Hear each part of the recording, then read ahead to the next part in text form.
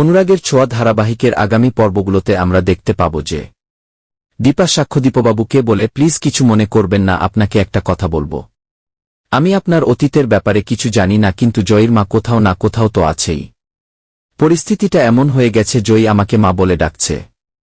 ওর মাকে এখন খুব প্রয়োজন স্যার। সাক্ষ্যদীপ বলে, ওর মাকে আমি জানি না এবং বাবাকেও আমি নিজেও চিনি না।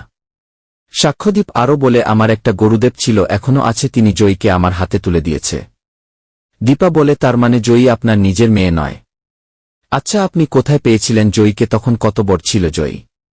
সাক্ষ্যদীপ বলে, বেশ কিছু বছর আগে, তখন জয়ীর বয়স ছিল 7-8 বছর হবে। দীপা বলে, কেমন ছিল, কেমন দেখতে ছিল জয়ী? সাক্ষ্যদীপ দীপাকে বলে, আপনি এমন করছেন কেন, এত উত্তেজিত হচ্ছেন কেন? প্লিজ স্যার বলুন আমাকে, প্লিজ স্যার। সাক্ষ্যদীপবাবু দীপাকে বলে, বলছি আমি সবটা খুলে আপনাকে। দীপা বলে, কেমন দেখতে ছিল জয়ী? ছোটবেলায় ওর নাম কি ছিল? জয়ী ছাড়াও কি অন্য নাম বলেছিল সে? আচ্ছা, ও কি নিজের নাম ধরে কথা বলতো? অন্যায় দেখলে প্রতিবাদ করত? ওর হাসি দেখলে কি মন প্রাণ জুড়িয়ে যেত? বলুন না স্যার, প্লিজ বলুন না। এইদিকে রূপা সবটাই দেখে মনে মনে বলে, তার মানে মা সব কিছু বুঝতে পেরেছে। আমাকে সবচেয়ে বেশি তো মা বুঝতে পারে। তুমি ঠিক চিনতে পেরেছ মা, তোমার রূপা বেঁচে আছে। অন্যদিকে দীপা বলে, আমার মেয়ে হারিয়ে গেছে, ওই আমার হারিয়ে যাওয়ার মেয়ে আমার রূপা।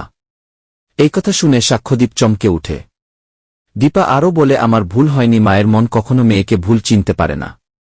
তো বন্ধুরা, এই ছিল অনুরাগের ছোঁয়ার আজকের পর্ব। পরবর্তী আপডেট পেতে চ্যানেলটি সাবস্ক্রাইব করে পাশেই থাকো। ধন্যবাদ।